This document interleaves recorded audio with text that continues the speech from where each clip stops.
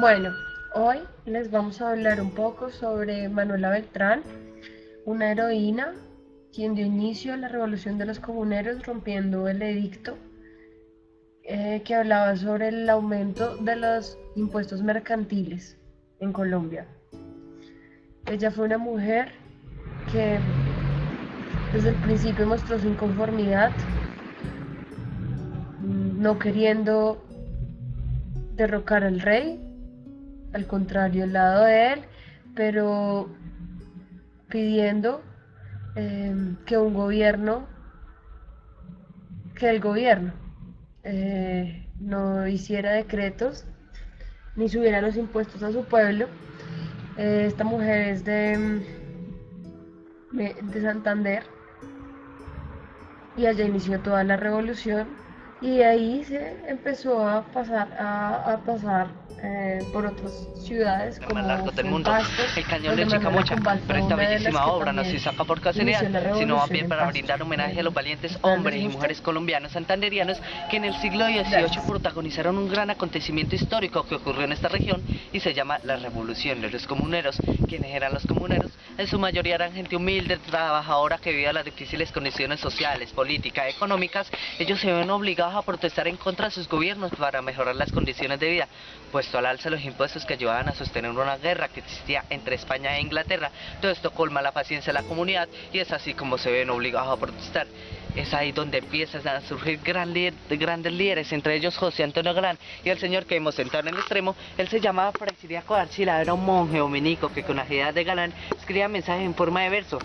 Luego vemos cómo le iba pasando uno a uno, que era como la invitación a que la gente protestara. Ya cuando todos estaban enterados, un 16 de marzo de 1781, en plena plaza pública, en un día de mercado que en general la gente saca a vender sus productos, la bella población que queda muy cerca acá en el Socorro, ahí aparece el gran liderazgo femenino. Las mujeres siempre han sido, son y serán protagonistas de la historia colombiana. Ese gran liderazgo y fortaleza femenina lo encabeza y representa una valiente y hermosa mujer que está en todo el centro de las actas, y ella se llama Manuela Beltrán, quien rompe un documento con el cual se pretendían alzar los impuestos que eran contrarios a la necesidad de la comunidad. Inmediatamente explota la revolución con la fuerza simbólica que erupciona un volcán en la montaña, eso significa la esfera, lanzando roca encendida a los cielos. Por eso le han colocado luces. Que la vez representa la fuerza, la furia del pueblo humillado, maltratado, luchando con palos, piedras, tambores, con todo lo que miramos acá. Después de protestar en el Socorro, los comuneros deciden marchar hacia la capital, Santa Fe de Bogotá. Estos inmensos bueyes marcan el camino o la ruta hacia la capital. En medio llevan una copa que significa la vida y la esperanza, y es un homenaje a la cultura guana en los antiguos primitivos de esta región. Por eso sus extremos tienen unas ranas que significa la fertilidad.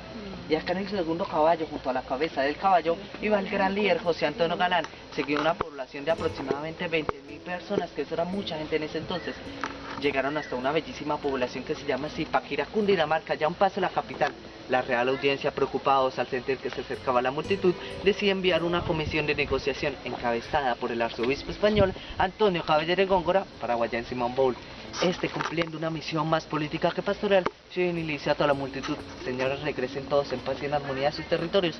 Yo soluciono toda la problemática que ustedes tienen. La gente se puso muy contenta porque llevaban 2 meses caminando, iban cansados, fatigados, creyeron haber logrado los objetivos y llegar hasta la capital. Firmaron un tratado que se llama las capitulaciones y nuevamente emprendieron la marcha de retorno. Tan pronto se regresan, el arzobispo saca otro comentario en el que decía: todo lo que le hemos firmado, prometido y jurado a toda esta multitud es falso. Lo declaramos nulo, era solo una mentira, una estrategia para hacerlos devolver. Y ahí es donde aprovecha la Real Audiencia Española para capturar al líder, enjuiciarlo y condenarlo a muerte, pero no a cualquier muerte. A José Antonio Galán lo condenaron a la terrible y cruel descuartización. Públicamente, el 2 de febrero de 1782, a José Antonio Galán lo arrastraron por las calles de la capital para que fuera lastigado todo su cuerpo. Después, en la actual Plaza Bolívar, lo ahorcaron, le quitaron la cabeza, los brazos, las piernas, le echaron el estómago al fuego. Su cabeza, sus brazos y sus piernas fueron enviadas a diferentes poblaciones de esta región, como Socorro, San Gil, Charalá, Mogotes, Iguadas, Cundinamarca, que fueron clavadas en estacas y públicamente a más de 25 metros de altura. De la comunidad las vieran, cogieran pánico y terror, nadie más se atreviera a protestar en contra de las políticas existentes. Por eso, después de que matan a Galán, a los principales líderes, al arzobispo, ya por la mentira, no le colocaron el báculo del pastor, con el cual se llama una comunidad con la verdad. Le han colocado un hacha, que significa el arma, la guillotina, con la cual se mataron a los principales líderes. Y en el frente a la cara, una máscara, que es la máscara de la mentira por haberle mentido al pueblo. Los líderes no deben mentir a sus comunidades, y en este caso menos si se trata de líderes religiosos.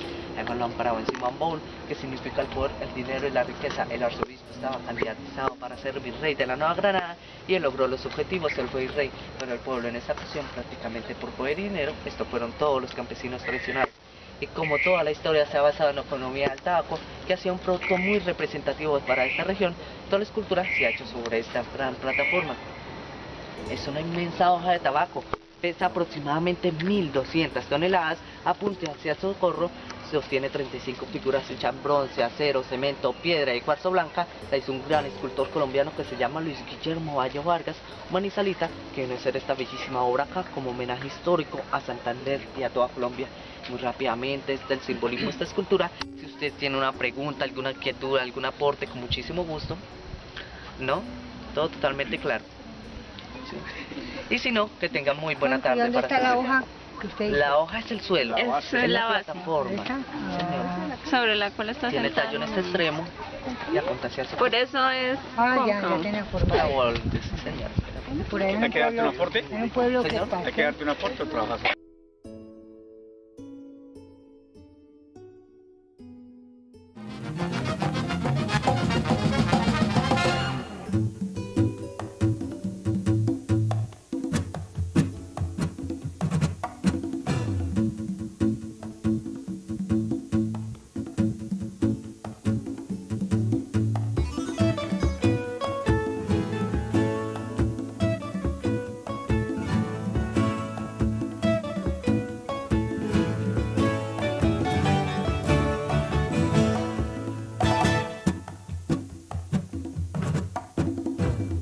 Se dice que la revolución de los comuneros fue el levantamiento anticolonial de mayor trascendencia en el siglo XVIII en la Nueva Granada.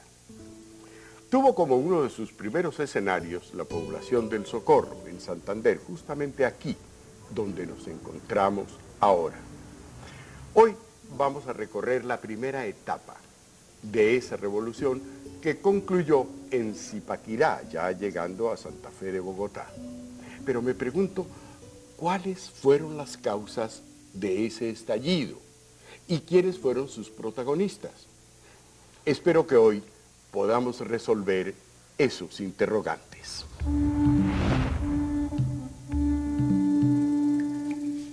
El siglo XVIII es el siglo de las luces. En Europa se difundieron las ideas filosóficas del racionalismo y del naturalismo, y en América, Estados Unidos declaró su independencia el 4 de julio de 1776.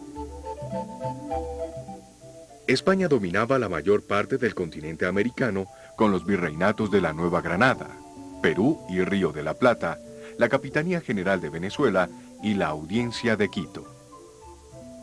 En estas colonias se reflejó el espíritu reformista de la dinastía borbónica, que buscaba construir un Estado fuerte y capaz de competir con otras potencias europeas. Por eso, en el gobierno de Carlos III, se aplicaron las reformas borbónicas, que tenían como objetivo acrecentar los tributos a la corona y fortalecer su poder político. Estas reformas, más el desalojo de los criollos de los principales cargos administrativos, sumados al desconocimiento por la corona de los derechos del común, llevaron a que comenzaran las protestas en distintas partes. Las primeras se presentaron en la Capitanía General de Venezuela entre 1749 y 1752. En Riobamba, en la Audiencia de Quito en 1765, indios y mestizos protestaron por los abusos en los trabajos agropecuarios y por el empadronamiento. En Bolivia, Tupac Katari prohibió que se hablara en una lengua distinta al aymara, incitó al destierro de los españoles y cercó por varios días la ciudad de La Paz. Y en el Perú, el líder indígena José Gabriel Tupac Amaru ordenó el ajusticiamiento del corregidor de Tinta, Antonio de Arriaga. Puso sitio al Cusco, invocando su condición de soberano legítimo del Imperio Inca, y suprimió las contribuciones a la corona.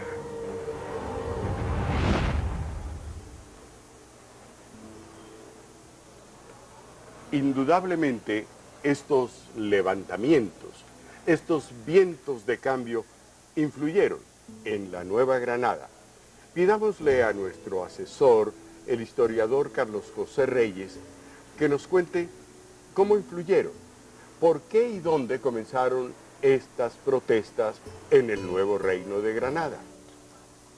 Durante el gobierno de Carlos III, en la segunda mitad del siglo XVIII, se produjeron profundas reformas económicas, sobre todo para financiar los gastos enormes de una posible guerra con Inglaterra. Esto repercutió en todas las colonias y, naturalmente, produjo los reclamos de las comunidades, los reclamos del pueblo por estos impuestos. En el caso del nuevo reino de Granada, el virrey Flores marchó a Cartagena para controlar la posible situación de guerra con Inglaterra y quedó el visitador regente Gutiérrez de Piñeres encargado de imponer los impuestos, la alcabala y sobre todo uno que se llamaba el gracioso donativo aplicado al tema de la guerra. Esta fue la causa del levantamiento de los comuneros. Las medidas fiscales dispuestas por el visitador regente de la Real Hacienda en el nuevo reino de Granada, Juan Francisco Gutiérrez de Piñeres, el impuesto de barlovento y la alcabala, gravamen que recaía sobre las ventas y afectaba los consumos de todos, más la extorsión de los recaudadores y la opresión social. Obraron como detonantes internos de las protestas populares en la Nueva Granada, que entonces tenía 891.077 habitantes.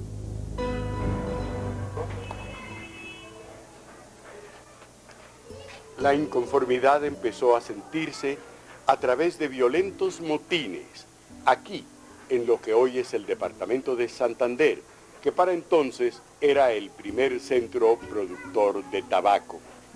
Precisamente en esta casa, que fue sede del primer hospital de la región, y donde posteriormente funcionó una fábrica de cigarros.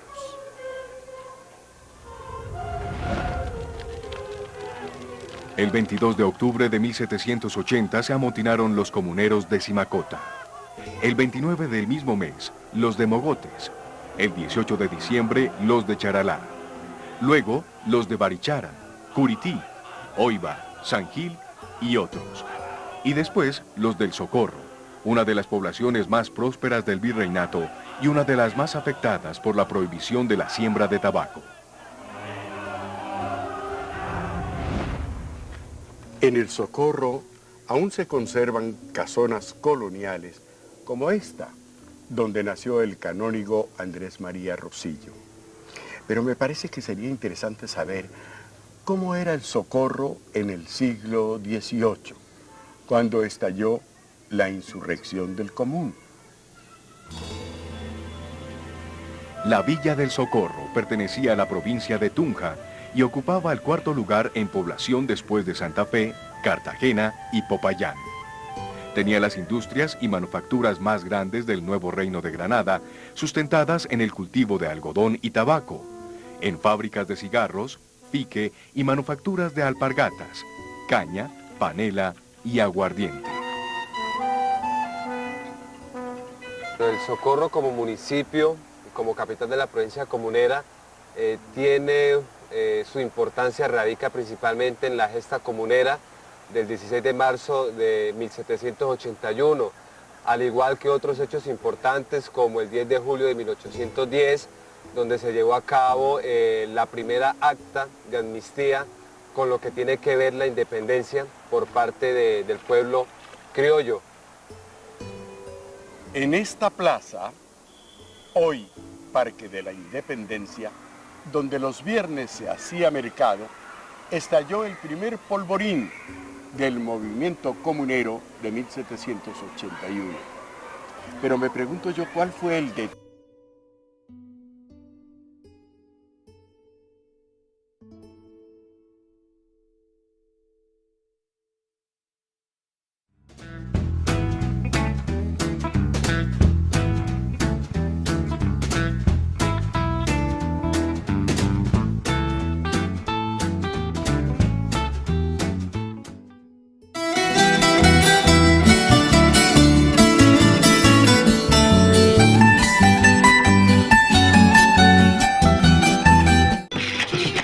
el régimen borbónico español, en su afán de solventar los gastos producidos por las guerras imperiales, resucitó el antiguo impuesto de la Armada de Barlovento, que afectaba severamente a las gentes de la región de Guaneta en el actual departamento de Santander.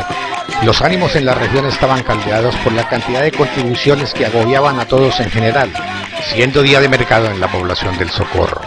El 16 de marzo de 1781 se encendió la revuelta cuando Manuela Beltrán rompió el edicto referente a las nuevas contribuciones. ¡Esto es muy injusto! ¡Viva el rey! ¡Abajo el mal gobierno! ¡Viva el rey! ¡Abajo el mal gobierno! El pueblo enardecido apedreó la administración real de rentas, iniciándose el saqueo de los negocios del pueblo, el estanco y las ventas de tabaco. Esa misma tarde, al ver la dimensión del descontento, el cabildo suspendió el cobro de los impuestos. Un grupo grande de criollos y mestizos, propietarios de negocios, capitalizaron esta serie de protestas para iniciar un gran movimiento y nombraron como general de los insurrectos a Juan Francisco de Bermeo, en asocio de Salvador Plata, Antonio Monsalve y Francisco Rosillo, quienes constituyeron la junta llamada de El Común, de donde vino el nombre de comuneros, a los cuales se unieron algunos indígenas liderados por Ambrosio Pizzo. También se unieron a los comuneros, blancos, pobres, jornaleros, artesanos, entre ellos el mestizo jornalero José Antonio Galán y el talabartero Lorenzo Alcantús. Se reunieron en el Socorro cerca de 6.000 hombres que marcharon en dirección a Santa Fe. En el camino se fueron agregando voluntarios de otras poblaciones hasta comprar a un grupo sólido de hombres, clamando por la supresión del monopolio del tabaco y la abolición de muchos impuestos y del cargo de visitador general. En el Puente Real, hoy Puente Nacional cerca de Vélez, se encontraron con una pequeña tropa enviada desde Santa Fe a orden del capitán Joaquín de la Barrera, quienes no pudieron interrumpir el avance de los comuneros y fueron derrotados y obligados a entregar sus armas. Siguieron su camino hacia Santa Fe y al llegar a Zipaquirá ya eran cerca de 20.000 hombres.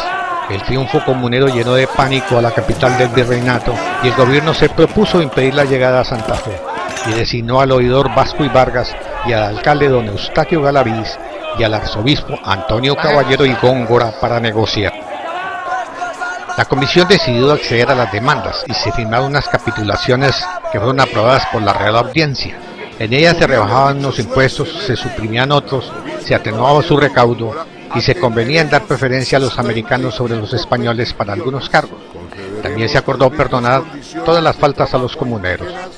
La negociación finalizó con un juramento ante los evangelios y una misa solemne presidida por el arzobispo, quien procedió a convencer a los insurrectos de marchar a sus hogares. Dios bendiga estas capitulaciones. José Antonio Galán, quien había sido nombrado capitán por Bermeo por su coraje en Puente Real, fue enviado a impedir las comunicaciones entre Santa Fe y Cartagena. Galán cumplió con la orden a cabalidad y derrotó una comisión de soldados realistas en Tena el 27 de mayo.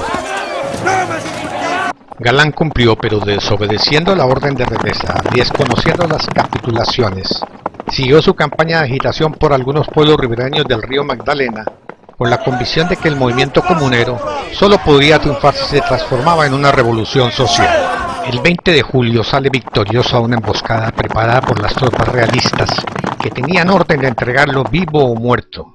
El virrey Flores, quien se encontraba en Cartagena de Indias, desconoció las capitulaciones bajo el argumento de que habían sido firmadas bajo amenaza. Un grupo de comuneros al mando de José Antonio Galán decidió levantarse de nuevo, pero este fue detenido en Osaga, juzgado y sentenciado a muerte. Galán fue fusilado y luego colgado en la hoguera el 1 de febrero de 1782, junto con sus compañeros Isidro Molina, Lorenzo Alcantús y Manuel Ortiz. Desmembrado, sus partes fueron expuestas en los pueblos más activos de la rebelión. El recuerdo del líder Galán permanecerá por siempre en la memoria de las gentes del Socorro como un precursor de la independencia y no como un bandido como lo tildaron los magnates de la oligarquía criolla, quienes estaban dispuestos a exigir libertades para ellos, pero no toleraban que se discutieran, como lo hizo Galán, sus derechos de dueños de los esclavos y de poseedores de los grandes latifundios y de únicos beneficiados con la explotación del trabajo de los indios.